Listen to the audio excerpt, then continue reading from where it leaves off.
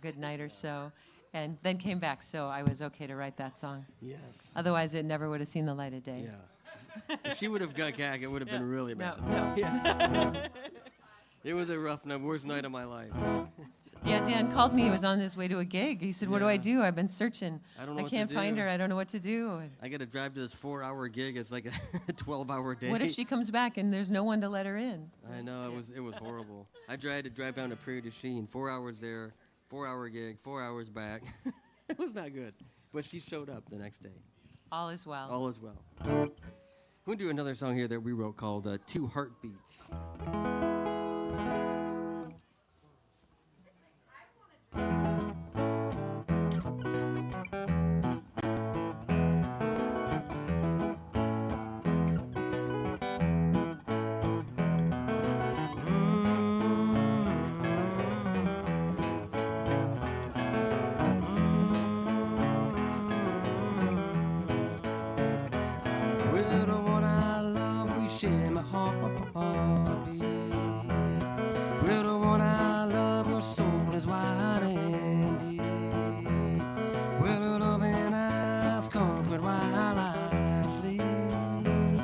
We're the one I love, we share my heartbeat.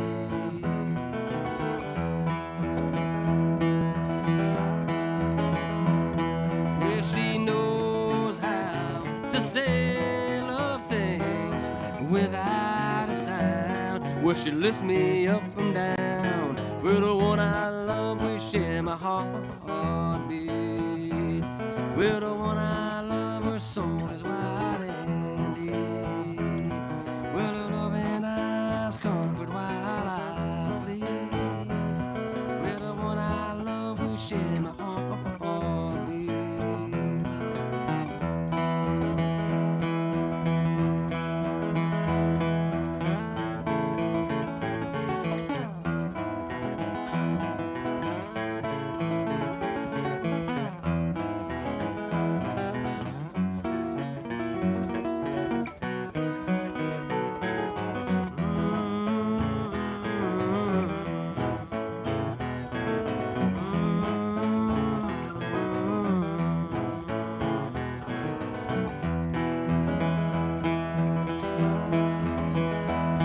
Well, she knows how to do love things. Well, it makes my heart wanna leap right up and sing. We're the one I love, we share my heartbeat. We're the one I love, her soul is wide and deep. Well, her loving eyes comfort while I sleep. We're the one I love, we share my heartbeat.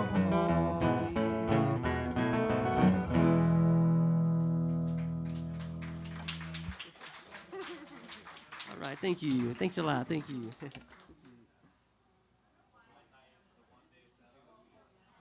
We don't have a lot of merch, but we do have stickers, and they are up in the front in the corner of the stage. So feel very welcome to come up and pick up a sticker. They're not just for kids these days. I've got them plastered all over my guitar case behind me. They go everywhere. I accidentally put a couple on my dryer. Not accidentally, but I put them there because they weren't sticking to my guitar case. And then I ran the cycle a few times, and now they're on there forever. Like ironed on there. They are heat soak attached. Yeah, that makes sense, yeah. Want to do what, Righteous and the Holy? Absolutely. We do a song here I wrote a long time ago called The Righteous and the Holy. This might have been one of the first songs that Don and I learned together. This one and another one about my other cat.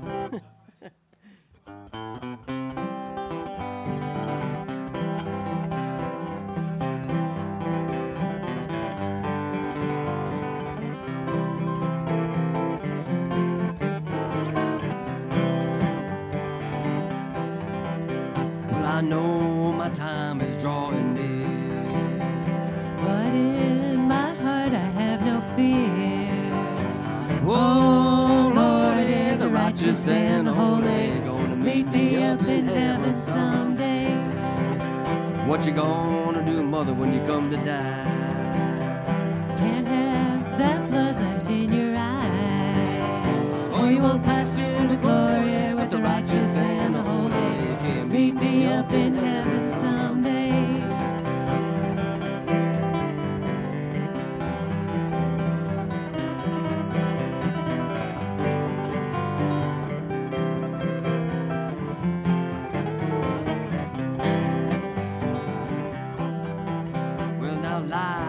sinners, you better beware.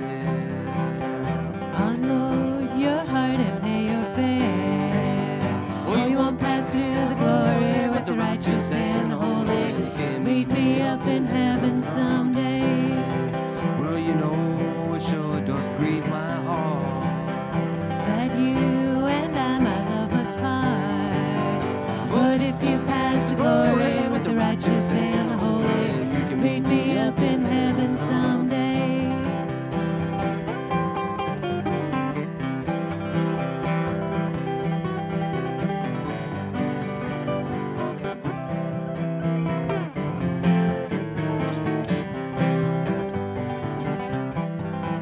Well, when nightfall brings sorrow down on It takes away your joy and leaves you blue. Don't sing the same old story, the righteous with the holy. You can meet me up in heaven someday.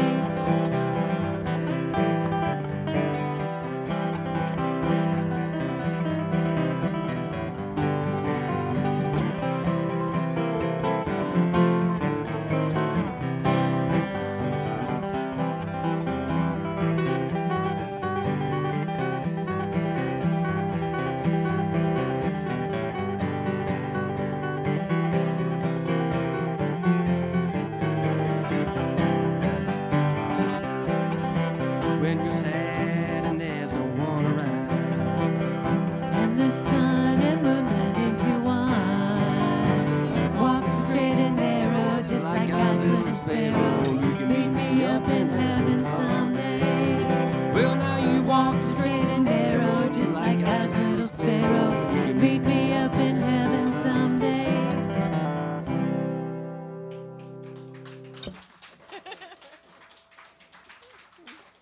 Thank you.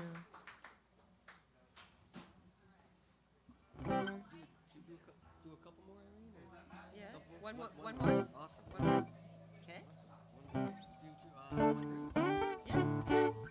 All right, I want to thank Irene and Dave and the Bosso Poetry folks for having us tonight. Thanks, Scott, for being here. And are you reading tonight, Scott?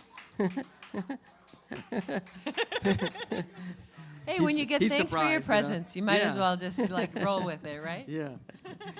But yeah, we want to thank folks for having us, and thanks, Jason, for the sound. We play here off and on here and there, so we'll be back around. And I haven't been here for a Bosso Poetry night Yeah. before, so I'm excited to stay for some poetry. Really nice to see you all. Yeah. We're going to finish off with a song we wrote called One Dream.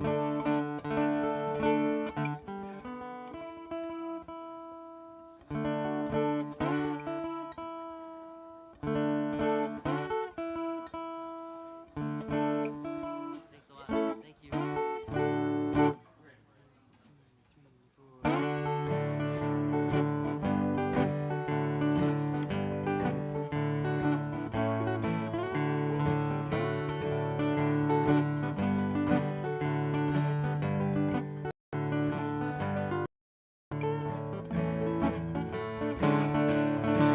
Well, if I only had one dream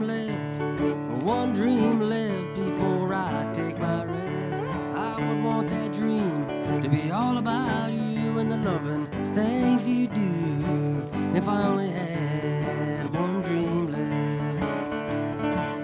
Well, if I only had one breath left before I take my rest, I would use that breath to say I love you and the loving things you do. If I only had one breath left. 'Cause it was the longest moment that I lived. Into your eyes, my love, I could give now.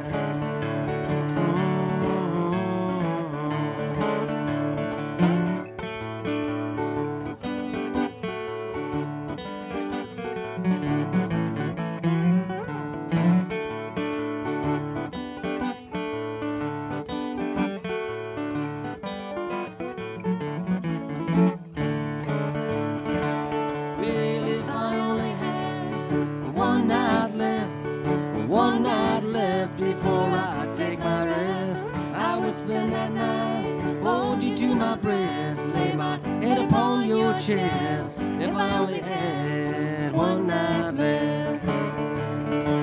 Well, if I only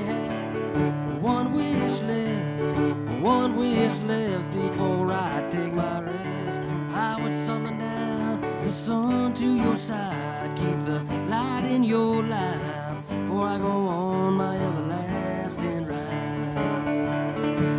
'Cause it was the longest moment that I lived. Into your eyes, my love, I did give now.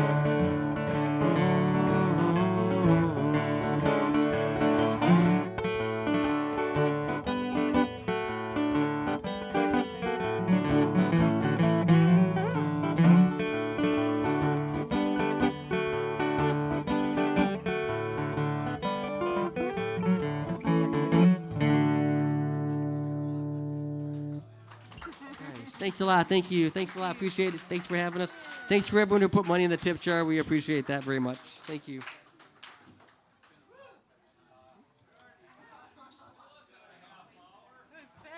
That's pretty quick. Yeah.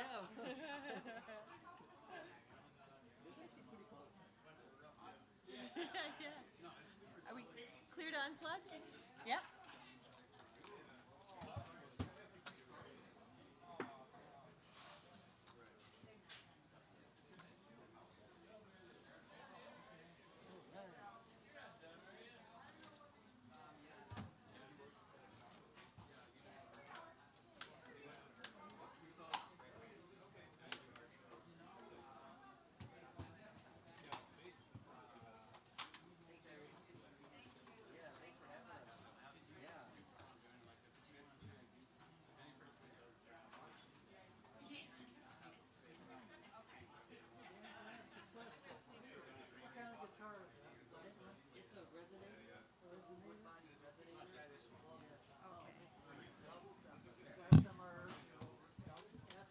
There we go.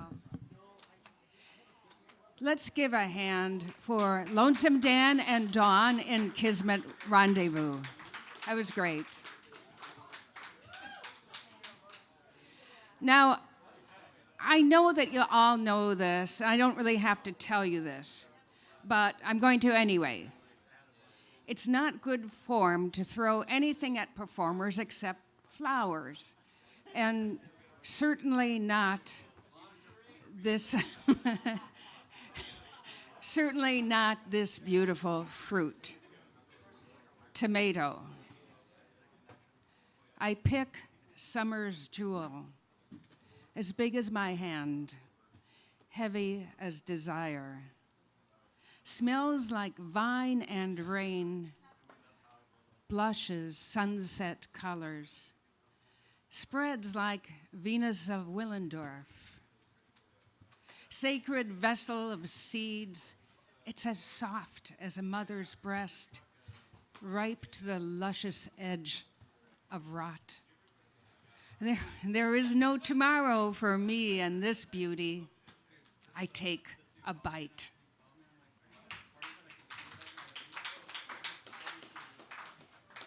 So next up, we have our first reader, and we'll just take a moment to bring him up, and he takes a moment and makes it a poem many times a day, and his name is Terry Foles.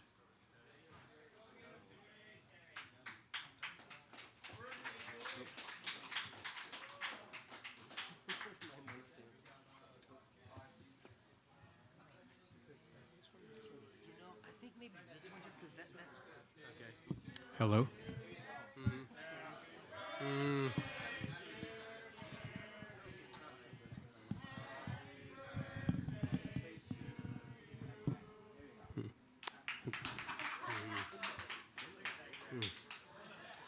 You're a day late. How's that for appreciation? No, but thanks. I look pretty good for 37, don't I? Yeah. I've had a rough life. So, thanks to Dan. I mean, that was great. And thanks for everybody coming out tonight. Thanks for everybody showing up last week at the Eagles Club, too. That was really good. For the Bosso Speaks Out. I wrote this yesterday. What is the resolution of the perception, contusion, contempt, exempt, and exemplary, discretionary, in a desiccated mass of portraits and bright egg tempera? Hold the bacon and the hash browns and wipe that yolk off your face. Gleam yellow snot like your insides. We all look the same. Glam rock guitarist, CPA, shoveler of shit and riddles. Pull down the zipper and see what crawls beneath the skin. There are bugs on the table, and they are going places. Don't interrupt them. Sun and then clouds, all day humid. The summer sky is full of music and tight wire, blood and fire. The birds gossip and the baristas roll their eyes. A stupid car rolls by, an ugly plastic blare, and time goes by, another day, hospital bills, and the rot yellow corpses that sit in congressional chairs. Another birthday, and another birthday boy. Words and other toys, a stack of requisitions, and rec room pictures behind eyelids. Give me your new Tonka truck and stack of coloring books. I'll make something out of it, maybe, and say a prayer time ditty to those that hear, or sometimes imagine.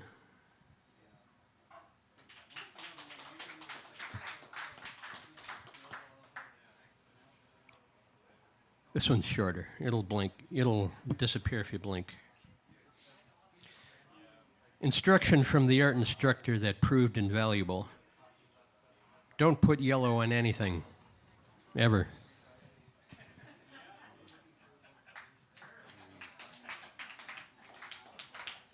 So I've got a chapbook. I'm probably not going to read anything from it because I'm going to read some other things.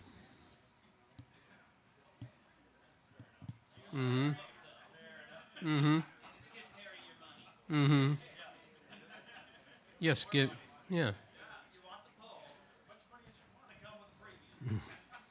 It's pretty much the same kind of stuff I'm going to read tonight anyway, so it doesn't make a whole lot of difference. Okay, this one's untitled, like most of them. There is no wiggle room. You are dead without a vote of confidence. Alarm clock shrieks. The dream was sharp and clear, except for the parts that were not. Neck is stiff, and skull aches, and I can't sleep the night without going. There are things I can no longer eat, or drink, or abide by. They are killing the country. It's all blogs and AI. The food in my fridge is a rotting mess. I should probably defrost or deprogram. Walk away. Walk away from the notions of God and a house and a pension. I pick up the scratch paper and try to write and cannot write a thing.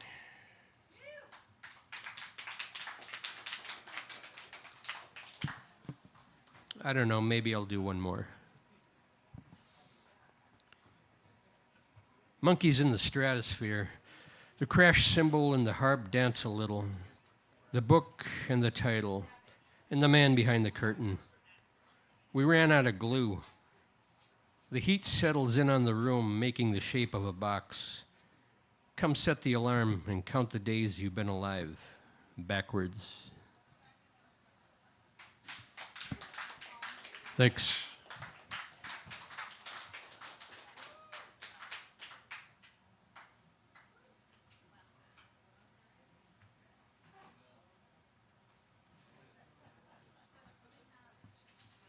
Let's give another hand for Terry.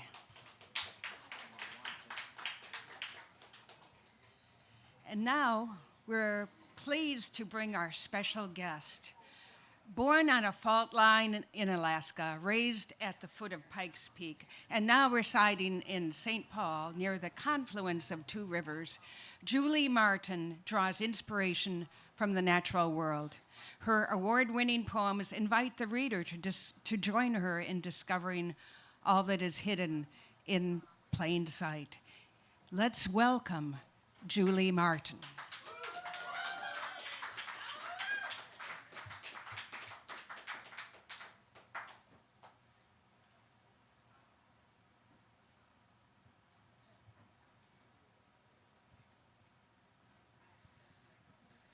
I wonder if I could have help lowering the microphone. Is there someone who knows how to lower it? One quick way to do it. Is that good enough? Oh, that's perfect. Okay. Simple solution. Okay. Thank you, Irene Alderson, for inviting me, and thank you, Bosso Poetry, for having this space. I'm delighted to be here. Let's meet in the pocket of the hand-me-down jacket with the reindeer charm zipper pull. Inside the rolled-up scroll in a Band-Aid box, buried beneath the Russian olive tree. Through the links of the fence where the basset hound leans to get her velvety ears rubbed. In the space between the wall and the radiator, where a St. Bridget prayer card cloisters, counterclockwise on the whorl of a baby's head, on the same spiral that swirls through our galaxy, on the fulcrum of the red-handled pliers that hang in the chalk tool outline over my father's workbench, beyond the surrender of each choice in realms we have yet to imagine.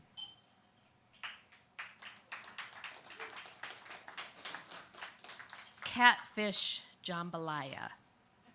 With a towel slung over his shoulder, he sang while he did the dishes in the kitchen's golden light.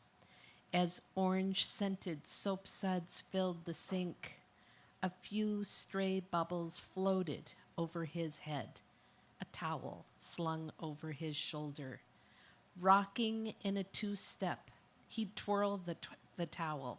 Me, oh my, oh catfish pie, he sang while he did the dishes. Drying the lids of the pots and pans, son of a gun, we'll have big fun in the kitchen's golden light. That was a poem about my father. Okay, zucchini. Don't worry, I didn't bring any with me tonight. Zucchini, to write as the squash plant that flourishes in the garden.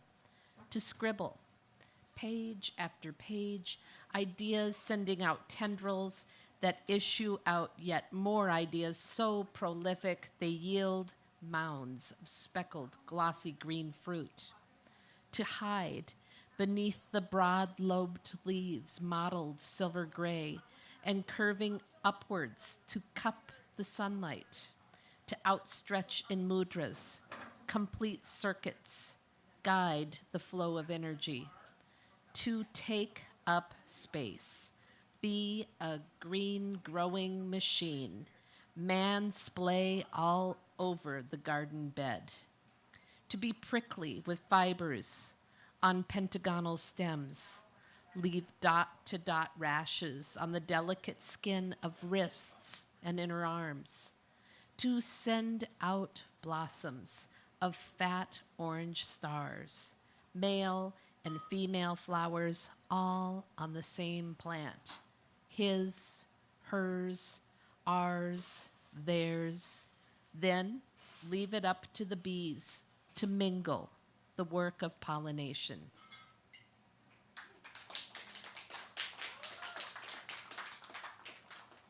Nessus sphinx moth. In the middle of June, running my fingers through the tangled vines of the potted calibrochoa, velvety trumpets of blossoms fanfare in a cascade of purple violet wine petals that decrescendo into midnight black centers. Long stemmed, the tendrils intertwine, sinuous curls writhe. As I comb the unruly hair of this daughter I never had, I explain that pixies tie knots in your hair while you sleep, whisper incantations in your ears, invite birds to nest. Constantly working, my fingers twine through the maze, seeking desiccated, shriveled blooms to snap off, making room for new growth.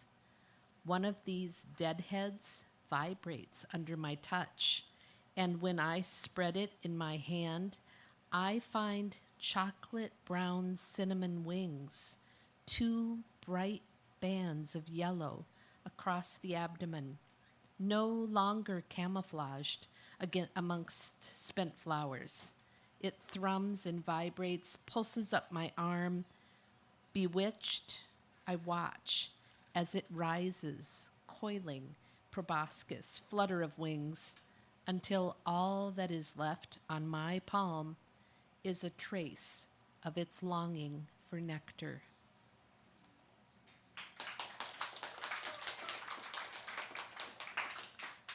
Advice from a cicada. Absorb all you can from gestation in darkness. Linger. Metamorphosis cannot be rushed. When it is time, molt. Cast off the shell of former self. Emerge. Stretch as rainbows of light shimmer through new wings. Find a tree that beckons you. Make your way to the crown. Align with pulses of the dog star. Bask until needles of starlight transform into song. Rejoice. Be relentless.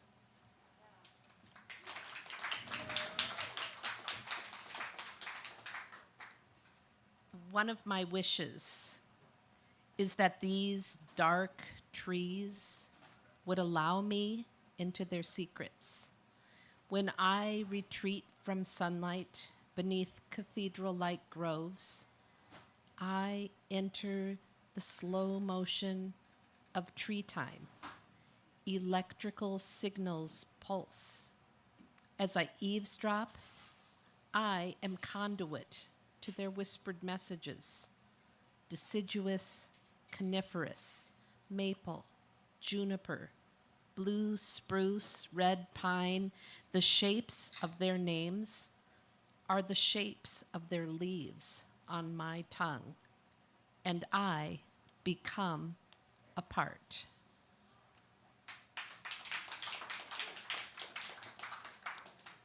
This poem is about our famous flock of, our mega murder of crows that we have here in Minneapolis. Observer and observed. Ushering in from the north, the mega murder of crows, subversively magnificent, amass atop winter bare trees near the basilica. Glossy, blue-black, highly iridescent, the patina of feathers torque and reflect the urban trespass of sky glow, pinwheeling charcoal, indigo, periwinkle, violet, copper, gold, dotted with pearlescent drops of moonlight. Foraging through the open dumpsters of our lives, they extract hopes, bottle caps, styrofoam and secrets like discarded French fries. Behind those shiny, dark eyes, they know things.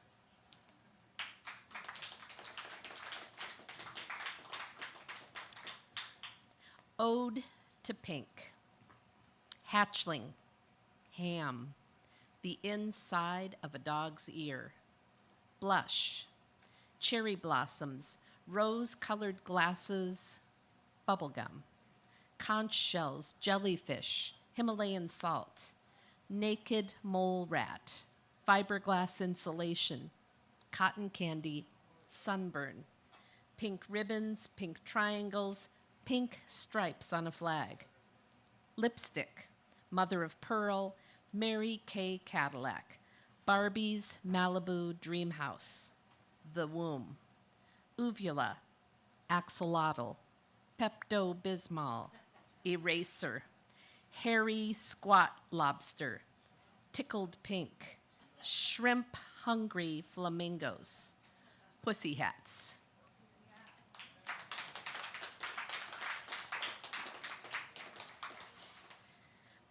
Big Rivers Regional Trail. Thoughts unspool as we enter a rhythm of breathing and motion in sync with our bike wheels. Scan the tops of dead trees for silhouettes of hummingbirds, tiny bodies, long thin beaks, sally-hawking gnats from the sky. As daylight fades, we can only imagine ruby red throat patches, emerald feathers in their soap bubble shimmer. Let us move through pockets of cool air. Let us wash our faces in glimmers of beauty.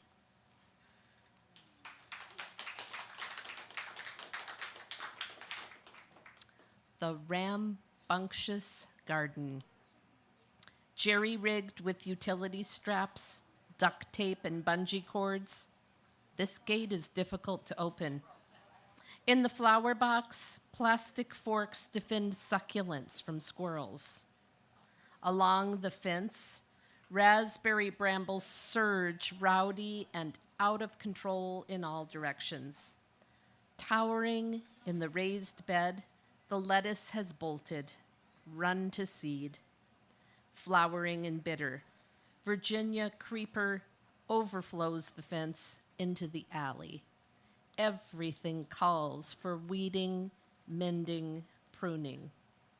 Yet I stand idle, watching pollinators zip blossom to blossom, hoping for a glimpse of a rusty patched bumblebee.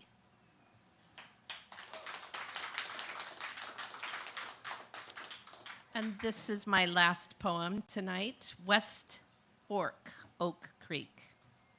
First, there was the creek with its many crossings, stepping stones, fallen logs, wind-polished slick rock, the constant murmur of moving water.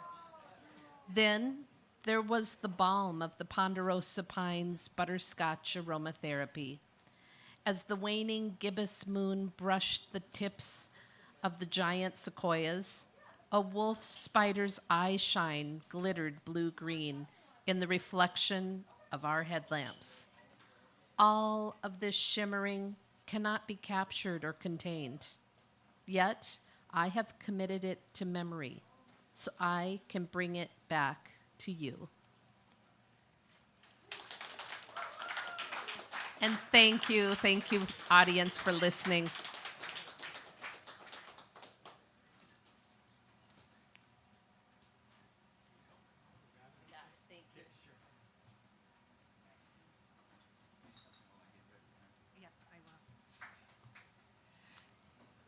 Let's give a hand to Julie Martin. Thank you, Julie.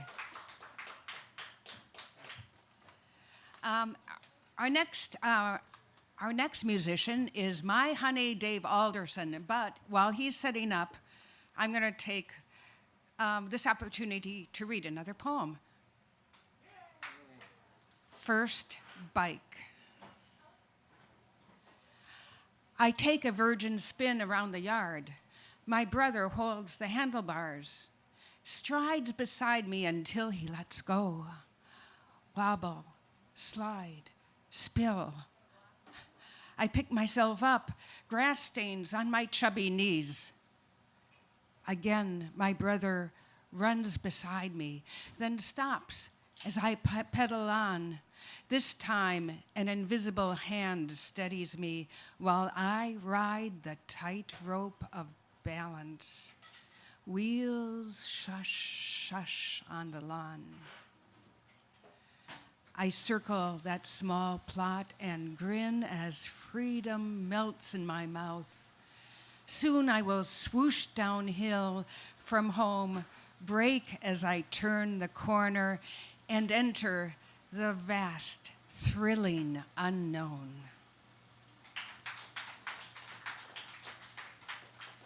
You need another minute? Okay, no, I'm good.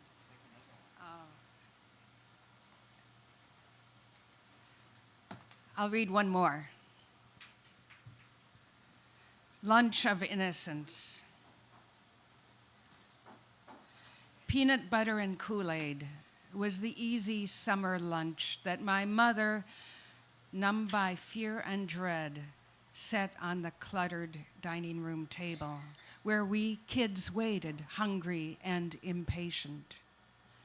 I remember the sweating purple pitcher filled with cherry-colored nectar, the sticky scraped jar, crumbs on Melmac plates, glasses that came free with a tank of gas.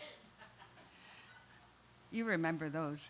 I remember the size of my sleepless, anemic mother and the disheveled bed she sank into during game show time, the way she talked low and quick to herself. That day is frozen in time, its era of heedless innocence almost forgotten. I return to mourn a woman tormented by voices from within that stole her away from herself. Once again, I sit with my family and lunch on peanut butter and Kool-Aid, tasting the creamy salt paste, the cloying sweetness, the bitterness that lingers on my tongue. And now, we're going to hear Dave Alderson.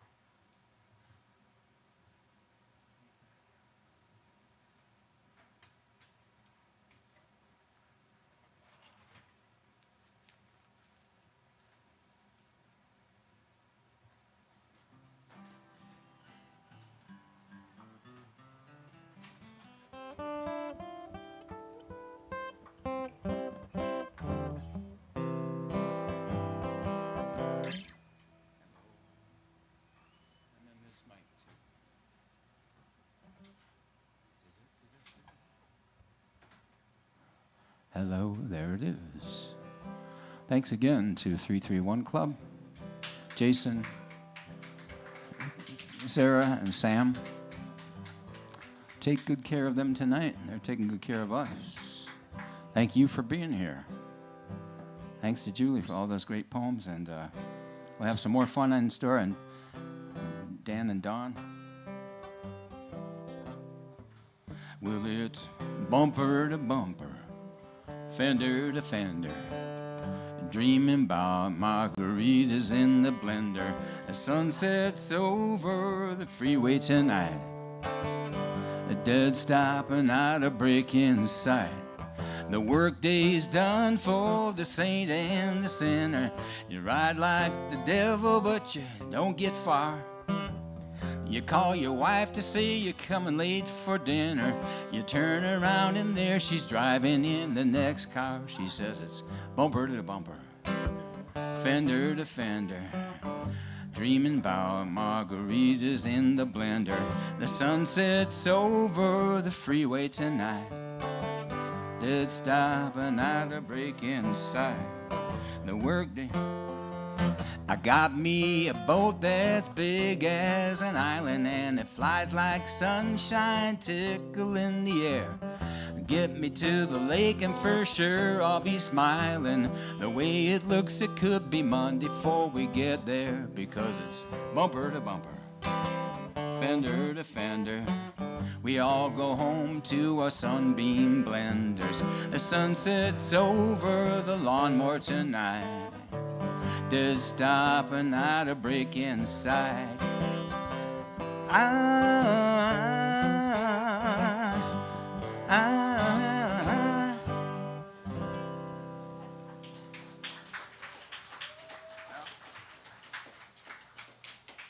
That was a song from our founder, Mr. Kevin Brixius. I think he got paid $400 to write that song, and he actually split it with a friend who helped him write it. But it was a project for the Metropolitan Transit Commission. They were going to have all these songs by and videos and jokes and stories and poems by local artists at the train stops.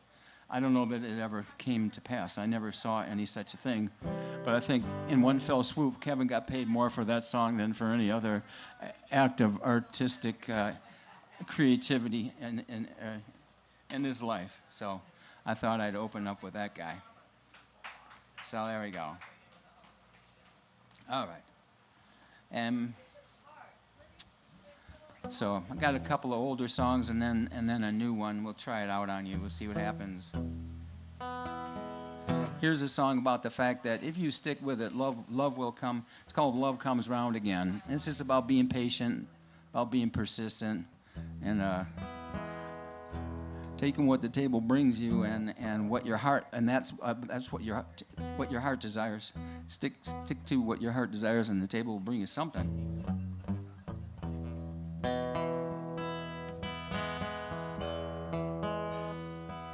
If you get tired searching for love everywhere,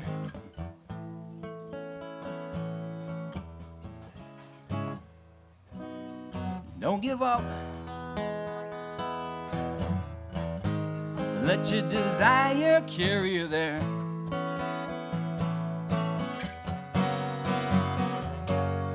Here comes love when you least expect it.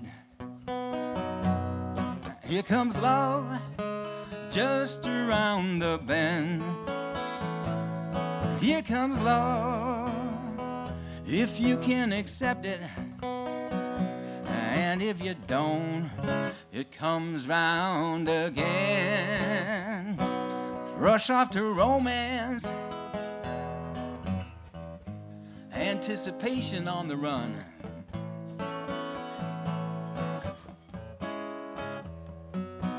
Makes for a fast start, but the finish is a broken-hearted one. Here comes love when you least expect it.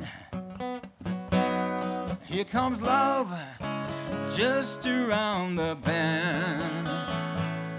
Here comes love if you can accept it.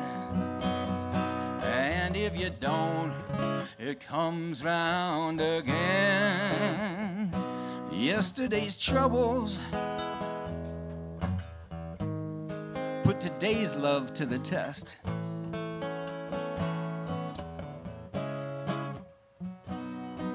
Let go of old sorrow. Don't use thorns to build your nest.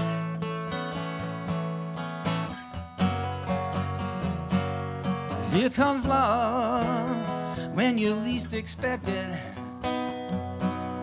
Here comes love just around the bend. Here comes love if you can accept it. And if you don't, it comes round again. Words come easy, but advice is hard to take.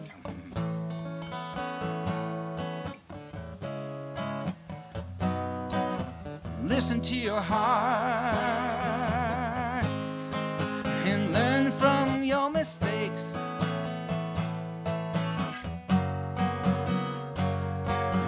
love when you least expect it. Here comes love just around the bend. Here comes love if you can accept it. And if you don't, it comes round again.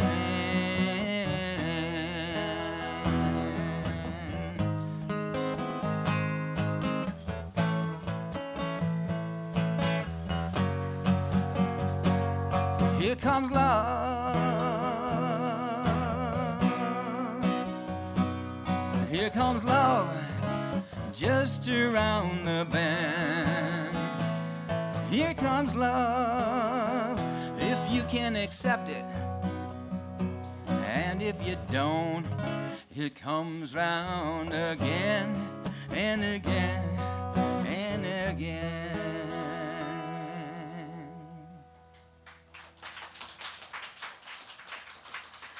Thank you. Excuse me, I had to check my fly for a second. I noticed the older I get, the more often I leave my fly open. So now I have like this paranoia. And if you wonder why old guys run around and their fly might be open, it's because they forget. They just freaking don't, wear long, Make sure you wear shirts with long tails on them. That'll keep you out of embarrassing situations. It's not any more simple. I mean, it's not any more complicated than that. You just forget. So, all right. Well, let's see. I could sing a baseball song. I could sing a song about the health insurance blues. Rather than go out and murdering somebody, I thought I would write this song. And just by way of setting it up, I've never done this before, so you'll have to bear with me. I was trying to get some dental work done, and I had like 2 different policies that I bought, and Delta Dental, oh, did I mention the name? Yeah, Delta Dental, the largest dental insurance company in the United States, said, oh no, I'm sorry, we can't cover that surgery. And it's kind of like, well, you know, when I was talking to the salesperson, they told me that specifically I was covered for that, you know, and they're like, oh, sorry. So I chased them down, like I talked to several different people. I think I spent 8 or 9 hours on this. And on my final phone call, I was talking to a woman for 45 minutes, and she put me on hold, and then it got disconnected. And then I called back again because I was like, this is it. This is my last hurrah. If I can't do it now, it's not going to happen. So I called the woman back, and she kept putting me on hold and saying, oh, yeah, well, you know, you have a 2-year waiting period. And I said, well, no, I've already been on them. I just switched policies. I didn't switch companies. I've already been with you for 2 years. I don't know if you noticed that in your records, but... you know, and then they said, well, you don't have the covers. And I said, well, you know, actually I was talking to a salesperson, and they specifically sold me this policy that I just switched to like 2 weeks ago because it would cover this. They said, well, it was a pre-existing condition. It's like, well, no, actually you guys paid to have the tooth removed that I'm asking you to have putting in a new one. So, you know, so I was going around. She put me on hold, and I got really upset, and I said, I just have to start writing this song. So, I got back, she got back on the phone, and I told her I had written a song. I was on hold for so long. And I said, and I'm going to read you the lyrics of this song. And I read her the lyrics to the song, and she cracked up. And by God, she goes, you know what? Give me about 5 days. I'm going to put your request through, and we're going to get this done for you, Dave. So now, all I got to say about that is, why the hell did I have to jump through hoops for 8 or 10 hours? And why did I have to actually write a song to finally get somebody's attention? Not everybody's going to do that, you know what I mean? In fact, I'm the first person I know that has done this. But it's called, unsurprisingly, the Delta Dental Blues. It goes something like this. I got the health insurance blues, baby. My provider done me wrong. I got the health insurance blues, baby. My provider done me wrong. They're messing with my coverage. So I had to write this song.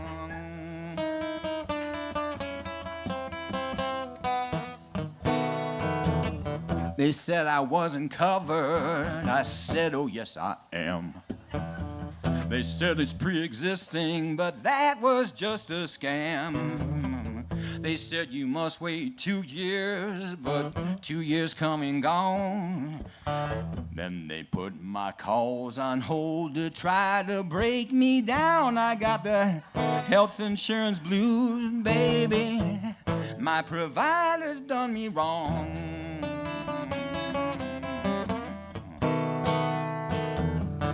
I paid up all my premiums as soon as they were due.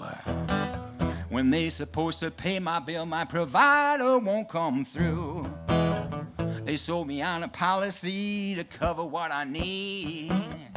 Now the only thing I find I've covered is their greed. I got the health insurance blues, baby.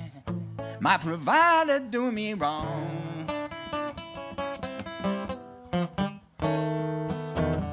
They like to make me argue and burn my precious time. They jerk my chain until I fear I might just lose my mind. They like to pay their dirty tricks, delay, deny, refuse. They've given me a nasty case of the Delta dental blues. I got the health insurance blues, baby. My provider doing me wrong. I got the health insurance blues, baby.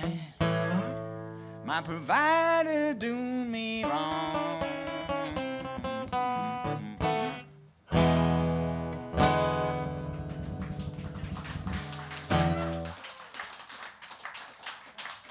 I think that's it.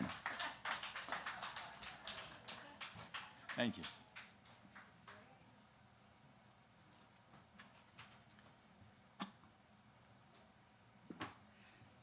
Let's give a hand to Dave Alderson, especially for going through all that to bring you this song.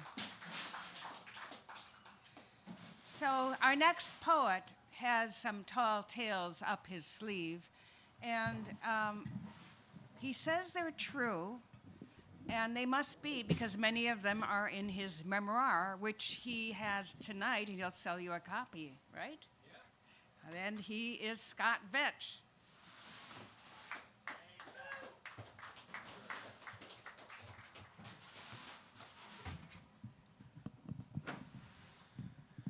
Good evening.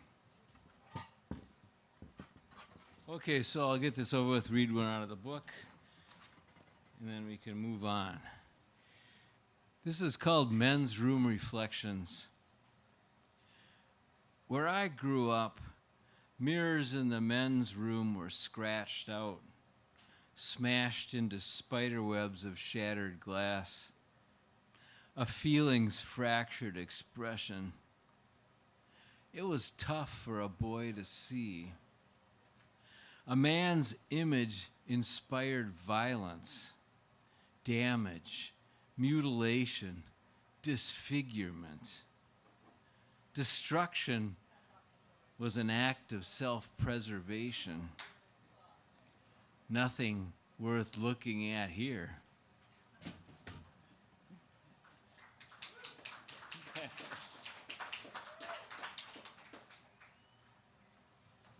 These are things I've been working on lately. Hey, pilgrim. I slept like a rock till the sun rose and Jesus rolled me aside, stretched his arms and stepped outside the crypt. He's gone, out there saving souls, and I've done nothing but stand in the path, a toe stubber, a wagon tipper.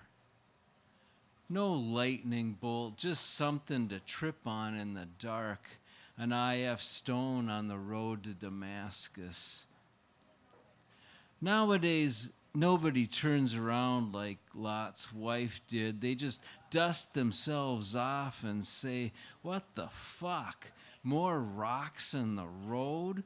Let's fly sun country to Athens or Normandy, tour some ruins, storm the beaches of Cancun, lay siege to someone's pension, crush them with the cost of medicine. Religion can't help me.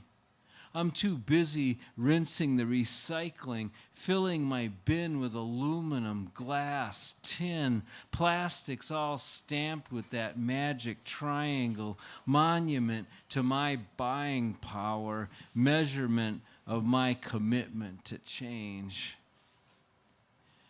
Jesus carries it off with a nod to his Father, transforms it into skateboards and plastic park benches, crucifixes manufactured from recycled Coke bottles, smooth little crosses, not nearly so rugged or slivery.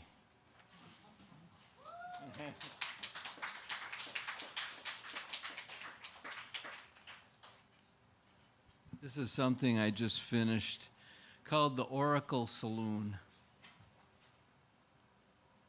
It was the perfect temperature for scared cattle. They faced away from their jobs, milk laced with fentanyl, cups mounded with woke meal. Even now the Crow River runs muddy. There used to be lots of cattle up the Crow, not sure what wallows up there now. Jerry said LSD was the king of kings. When you needed a different god, the void was an all right second choice. Inscrutable as fire. He was 100% sure you could cross the log on it. In those days when we talked about God, we were talking about fire. Jerry's band had a full-size cross-dressing ventriloquist dummy as lead singer. He stitched her together from seed sacks and stuffed her full of planer shavings from his old man's shop. He called her Florence, like B.B. King named his beloved Lucille. We were drinking at the Oracle, backs to the stage while Jerry played, but his imagination wound us downstream to that fenced-off point where the rum met the Mississippi, where the sewage plant dirtied the flow. Looks like I'll have to put on my drinking in the raincoat again, he twanged, hitting that final suspended chord. He leaned back and offered Florence a cigarette. Not every truth makes great literature. Prior to the fire, his body was so good at doing what it did, he couldn't even feel when it happened, like all the languages he forgot that he spoke. As their fame grew, his seed art dreams receded into a post-adolescent sunset, and he became our own punk rock Geppetto. Between gigs, he sculpted Florence into a fragrant CrossFit bitch with a broken poker, anchor tattoos stitched into her breasts, arms like ripped ricotta. Jerry billed the whole thing as 2-dog night, but everyone knew you could fit 5 dogs in there easy. The bar teemed with longtime friends and short-time lovers, a confusement park of passion. Back arched, Jerry raised his trumpet to the stars and stomped the kick drum's pedal. Florence sat perched on his knee, sweet as fireball, gone as a hot dog in the fire. By last call, she'd kicked down everyone's doors and dragged our souls back to Totem Town. Unpin my wings, she crooned and lit a match, flashing that crazy smile. I wanted it to last forever, but back in the kitchen, the cook was in a foul mood, banging his spatula on the grill like he was Neil Peart. Grease spattering in the flames, deep fryers bogged down like freighted tugs. That's when I knew there was nothing we could do but flag down a waitress and order another round of battered cod before it was too late.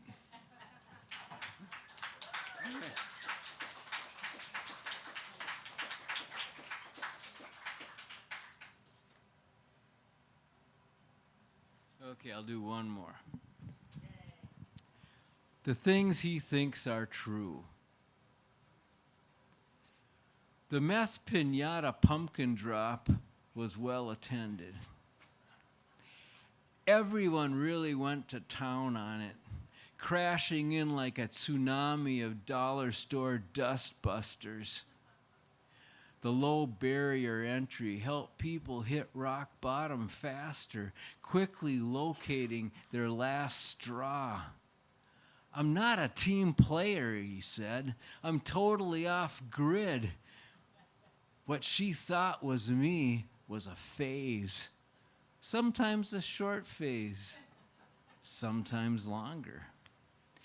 He hailed me on Bridge Square wearing a prospector's hat, pine needles in his beard like he fell out of a treehouse. You from here, he asked. He didn't mention why he was wearing a Coast Guard approved life preserver, and I didn't ask. An oil field is no place for a woman. She told us that more than once, and how many nights he prayed for a bag of weed. He always wants the freedom to punch, he explained, or run one of his quarterback sneaks, so we always find ourselves right here in the wrong market, shopping for starter marriages in the Cool Whip aisle. Always up for symbolic conversation. He noticed geese flying overhead and neatly changed the subject. Hello, birds in a V. Hello, snake in a coil. Hello, hungry cougar hunting. In tales of his childhood, their father was a wounded bear. It was like growing up in Denali, and it lingered like chewed up habaneros. Hollow as a bell, he crashed into adulthood clanging, his shadow gone, every photo fallen off the wall. He liked to count on things but couldn't, ending most of his days on a stool at Rick's rock pile. He said it was always Wisconsin somewhere.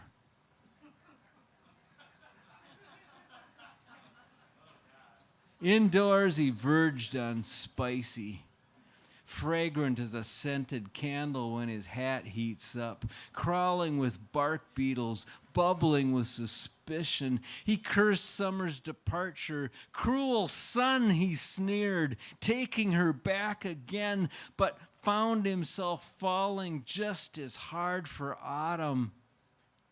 His flag flown at half-mast, happily trading green for brown. A lot of people drinking there worked at the Sulphur Springs Senior Center.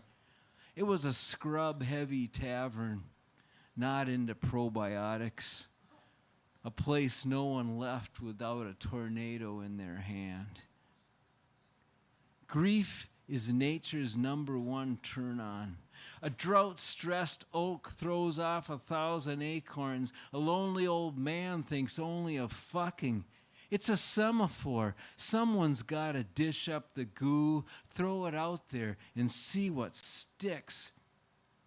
His mom made sure he got his graveyard plot, but said she didn't want one, didn't need anything. But moms do need things, a whole lot of things. Put that in your poetry book, she said, along with an invitation to Sunday sauerkraut supper. America unhinges us. He wants to give her his good hand, but due to circumstances can only use his left. Every heartfelt inclination becomes a transaction. Every human act a calculation. Shadows grow long and blue. Shelter in place Thursday becomes a new national holiday. Windsocks are run to the top of every flagpole. She nodded knowingly. Definitely a different kind of meat raffle. On good days, she led him into the sunlight, at first with lots of snarls and growling, until he understood that the shadows inside him were bigger than what spilled out on the sidewalk.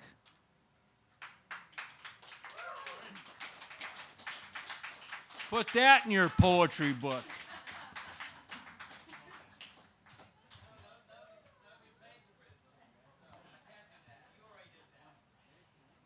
He never ceases to amaze us. Scott Vetch, let's give him a hand. Next up, a storyteller with sass and class, Patty Peterson.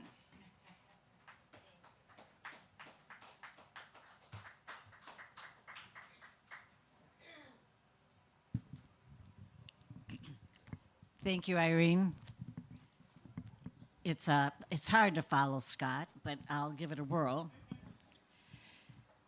It would actually be a day just like today, but 61 years ago. Go pick the beans. Age was a big thing in our family. Mom would tell the older ones to watch the younger ones, then send us outside to play. I was usually assigned to watch my brother, Charlie. I couldn't just sit there and watch him, so I entertained both of us by making costumes he could wear, like a cow, for example. Then I would string rope between trees for a fence, and he'd run around kicking up his legs, or I'd dress him up as a nun, you name it. But the one that got me in the most trouble was dressing him up as a school patrol boy. He was 5 years old at the time. I was 8. I got one of Dad's works hard hats, made a vest out of a plastic bag, and a stick and kitchen towel flag. He liked making my sisters and me stop and go on the small sidewalk next to the driveway. It was fun for a while until we got bored, and I took my eyes off him for 1 minute. The next thing I know, Mom is flying out of the house, yelling at the top of her lungs. Charlie was standing in the middle of the gravel road, having flagged down a giant road grader looming in front of him, its knobby tires slanting to one side. Go pick the beans, Mom told me later that afternoon, still shaken by the patrol boy incident. We had a big garden behind the garage with potatoes, carrots, and tomatoes. Nothing fun like strawberries and sweet peas. I squatted between long rows of green and yellow beans, rummaging in leaves. Midsummer and hot as all get out. One of Mom's sayings, which I really didn't understand, but it seemed appropriate. I thought about the cold winter nights when Dad brought in a newborn calf or chickens in a box of straw and put a heat lamp next to them in the breezeway. Even though Mom had put her foot down, no animals in the house. For anything we couldn't grow or raise, Mom bought in town every other Saturday after Dad got paid. Mostly she went to Bonanza, a dark warehouse where she pushed a flatbed cart down aisles of boxes stacked to the ceiling, pulling flour, cereal, and Crisco off the shelves and writing the price on them with a thick black marker. I liked riding along on the cart. I moved to the next row, eating a bean. I liked the way it snapped in my mouth. As I crouched down and continued picking beans, I thought of Mom trying her damnedest. Another one of her sayings I didn't understand, to keep a supply of milk in the house. She started off pasteurizing milk from our cow, but us kids wouldn't drink it. She tried pouring it in store-bought containers, but we caught on. She tried powdered milk. That was a gritty no-go. The one I liked the best was a 5-gallon container with a nifty push-button spout set on the top shelf of the refrigerator next to the freezer compartment. But the refrigerator door was open so much it would defrost. In the end, she bought regular milk in gallon jugs and would have to save money another way. Meanwhile, the kitchen was her domain. She cooked and baked everything, even hard candy, spearmint, cinnamon, with thermometers and boiling pots, like a scientist. She didn't have time or patience to teach us.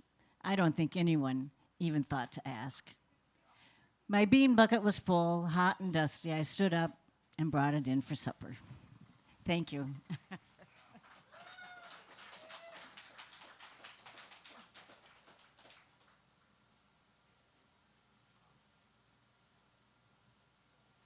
And let's give another hand to Patty Peterson.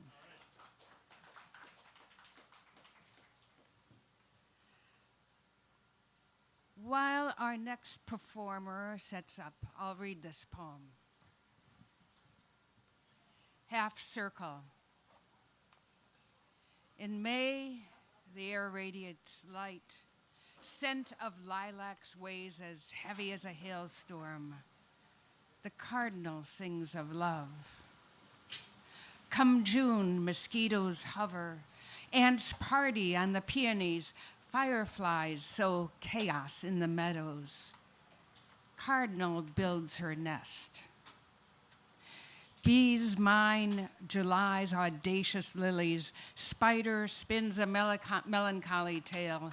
Sparrows eyeball each cool puddle. Cardinal fledglings hide in grass. Minstrel crickets and cicadas trade songs in August dog days. The monarch dances in the wind. Cardinal sings along. September days grow shorter. Hummingbirds sip summer's last nectar before vanishing in the clouds. Cardinal tends the garden. Fire in the leaves, chill in the air. That's October. Killing frost draws near. Still, the cardinal sings.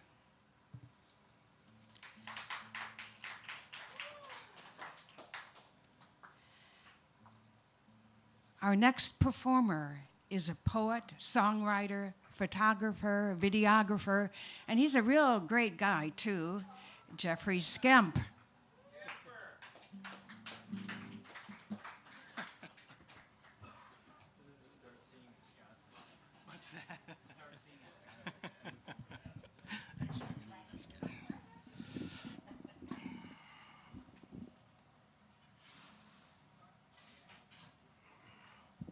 Check.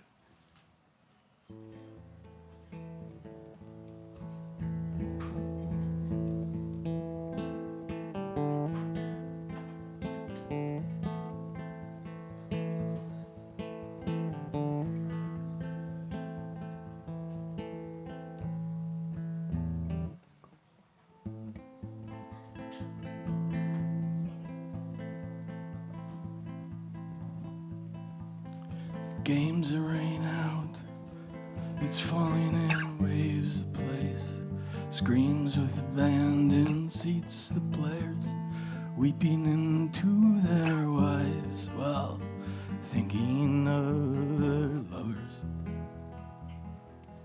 always nearby. While thinking of their lovers always nearby. Section 27B is finally run amok. His paper hat flattened down over his eyes. So much salt in his hair and his clothes. He smells like the sea. He has become the sea. He moves like the sea.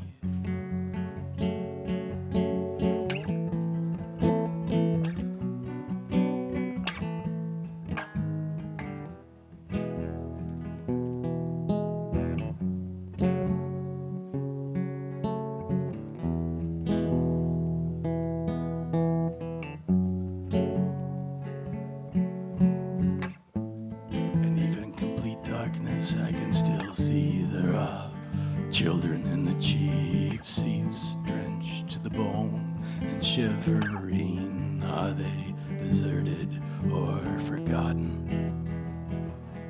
We don't know. Are they deserted or forgotten? Nobody knows. Behind the dugout, an old woman stands alone, reduced to a silhouette. And if you listen close, you can hear what she is muttering. Madmen, they never get caught. They never get caught. They never get caught. Madmen, they never get caught. They never get caught. They never get caught. Madmen, they never get caught.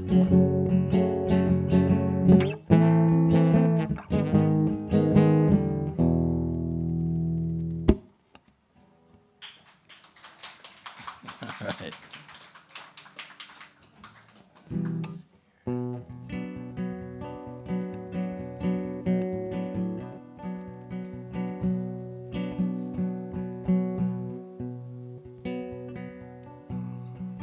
Just trying to think of what to do next.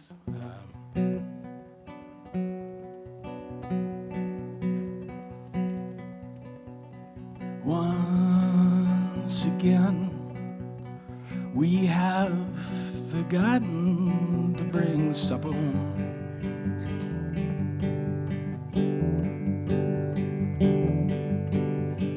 Once again, once again, a ravenous dog. She eyes the neighbor.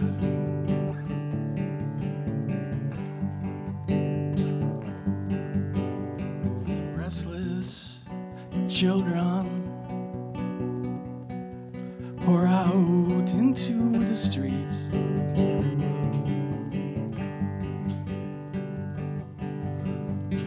Calling out to the ones who wait for them, the ones who know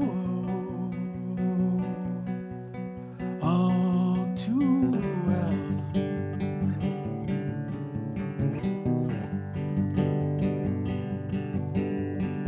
Our many weaknesses, our bodies perforated glass.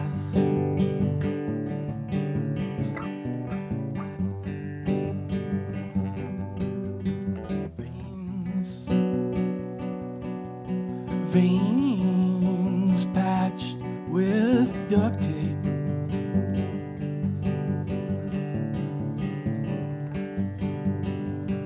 We fish ghosts out of our heads.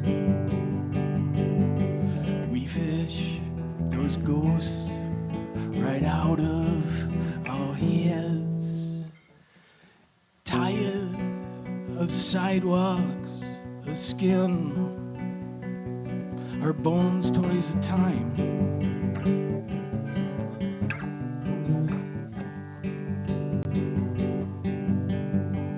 We fish those ghosts out of our head, and the movement of the sun is perfect.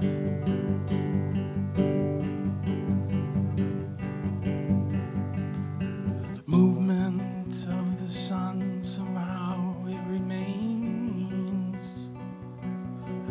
perfect.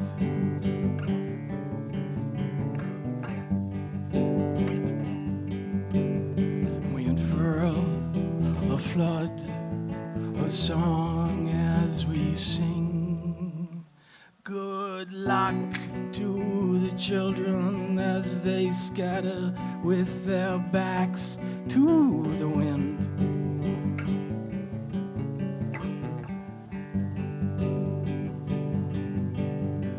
Once again, once again.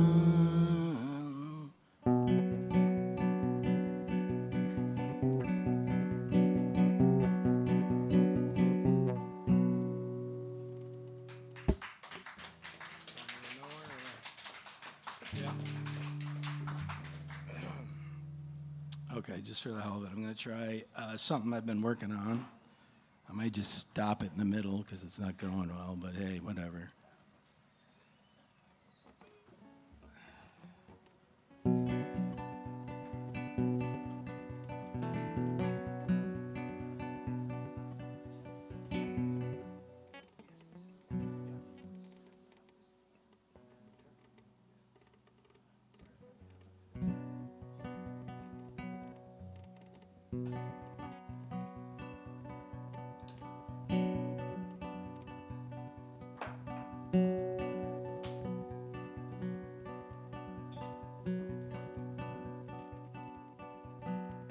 The bright heights of the body blue fades to another hue as our old life, we feel it slip away. Slip, slip away. We feel our old life slip away.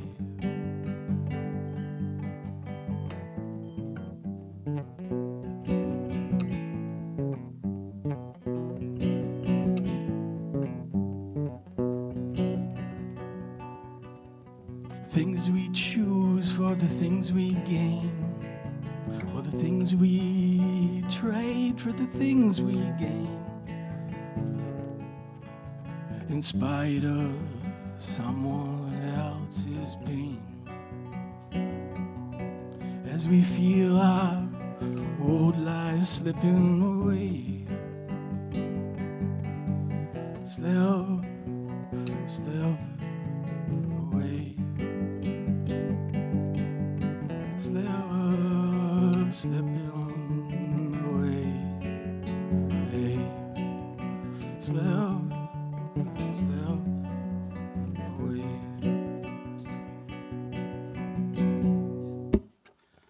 That's about half of it, so thanks.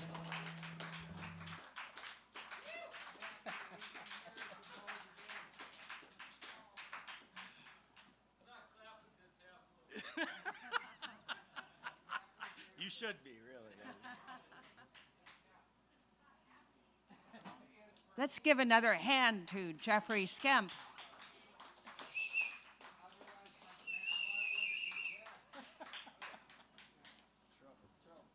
So our next reader is, let's just call him the Professor of Beat, Lynn Gray.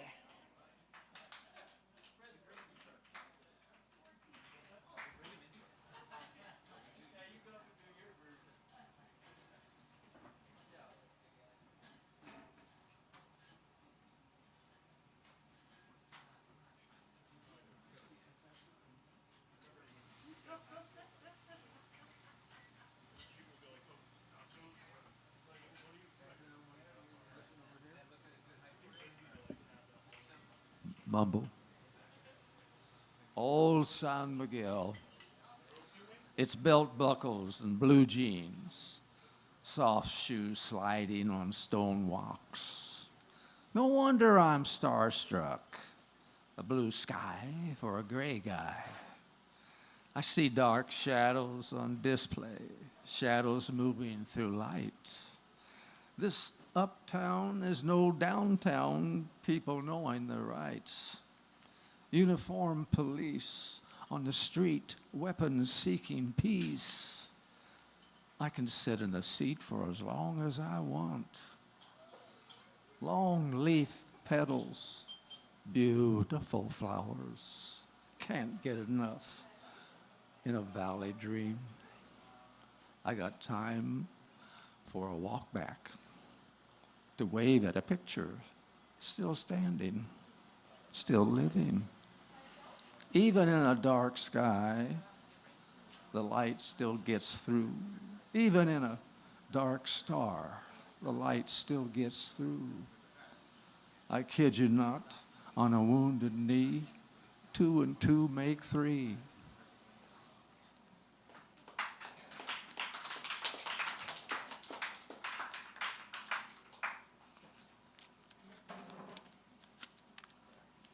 I don't know. I don't think it was all that good.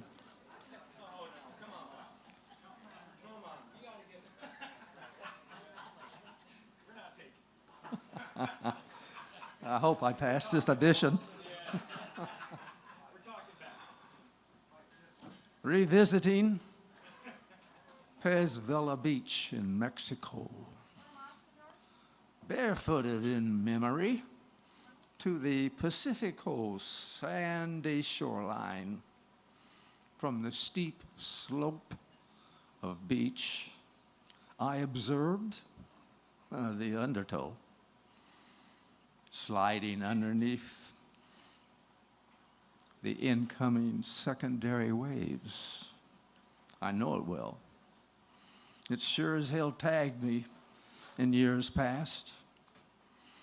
Hey there, Patty. She was a witness to my desperation then. I was standing in waist-deep salty waters, and I felt a sudden pull of an ocean that wanted to eat me alive. It happened in a flash. I pivoted and stood sideways to a fierce undertow. I jumped up to catch an incoming secondary wave, and I missed it. I resisted being dragged under, but I was losing ground. Another wave incoming. I tried to body surf it in, not to be. Now I'm up to my chest. The shoreline looked further away. Patty could do nothing. She was a detached observer. Patty just could not do a damn thing but just look at my miserable body trying to survive. The sound of swirling, crashing waves became louder. Another incoming wave. Again, I jumped forward to the top of the wave and timed it right. And all of a sudden, as if the fear of drowning, I was on dry land. Close call.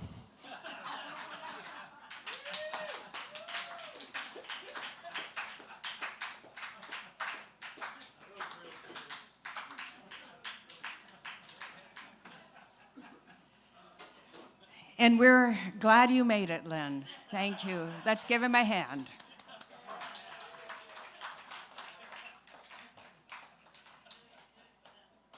And now we're going to bring to the stage Grace Gerhardt.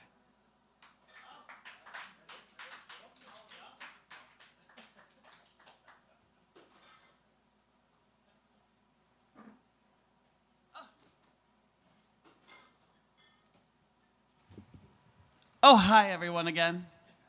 Oh, it's been a little while. How are we doing tonight? Well, of course, I have some impassioned poetry once more again. We got this. I'm camera trained. I'm a dancer. I'm not used to microphones. I'm terrible with them. Mic training. All right, we got this, though. Well, let's, you know me. It's time for some queer poetry, of course, once more. We often reckon with our elders. Our naive hope clashes with their decades-long enduring trauma. The pain and loss may we never fully understand. Years spent screaming our oppression while never learning how to survive that oppression when it becomes real, immediate threats and harm. The young ones scream a life of pain, all 22 years a battle, each moment a lifetime our lifetimes could never understand. How do us in the middle explain that it all gets better? How do we rally our elders that their revolution did not start or end with them? That we now carry this banner, none of us so special. It is soaked in intergenerational tears on both ends. We all carry this revolution. We want to move on with you, but if you kill yourself, we will fight on without you. Please do not force our tears. As we fight, we will reclaim these broken promises of joy and love in loving self. As we fight, we take solace in touch and being touched, shedding loneliness, sex, and all. As we fight, we will unite elders and the young ones, those lost without connection to revolution, the closeted fledglings and the bombastic faggots. As we fight, we will love. It all gets better.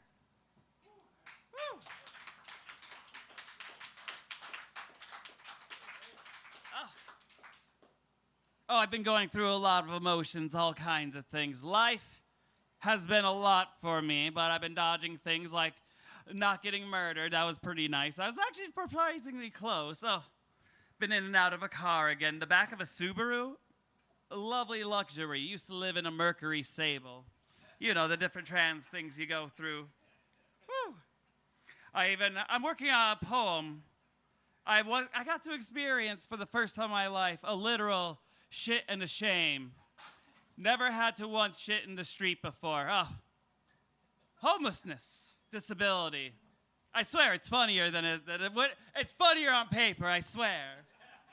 But though, I did get my name legally changed to Grace Eris Gerhard.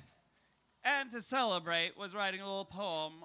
Eris, of course, the Greek goddess of chaos and discord. Our beloved goddess, the bringer of the golden apple. But chaos is my middle name now, so I wrote a little poem in reverence to my goddess. My goddess, chaos your call, whose calming voice is the storm. My goddess, strife your comfort, whose flowers grow in a burning garden. My goddess, discord your vision, whose very presence warps the fates. Madness is love, as love fulfills strange promise, prophecy, epitaph, and comedy. Subversion is joy, as joy transcends her violent blessings, bleeding rainbows and ambrosia. From her throat the rivers we drink, from her breast the warmth of unknowable hearts. From her legs the fall of kingdoms is born. My goddess, who saved me from deathly boredom, your mark the gift of chaos. My goddess, who plucked mediocre roses from my thorns and stuffed the petals under my eyelids. My goddess, who stole the pack of cigarettes my inner child had been chain smoking. A piano was once pushed out of a 5-story window, crushing a businessman who never had time for music lessons. And my goddess smiled for every piano after that day. Thank you.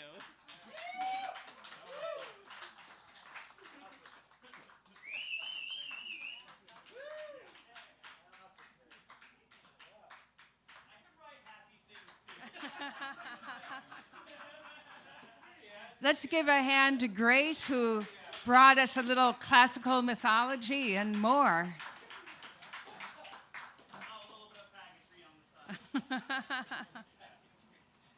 I have just one more thing to say. It's stay a little longer. When the heyday sun slides west and winks through treetops, the shadows fall all the same. Creep quietly, don't lay blame. It's the nature of time, they say. There's an end to everything. Surrender to evening sigh. Dine longer, better tonight. Let the children feast on sweets. Kiss the crumbs off your love's lips. When a morning dove cries, light a candle. Let darkness take hold. Stay at the table. Push dishes aside. Drain the pitcher.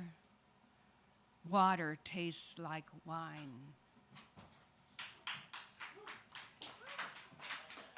And stay a little longer if you wish. Come back next month. Jeffrey Skemp is host on September 3rd, same time, same place.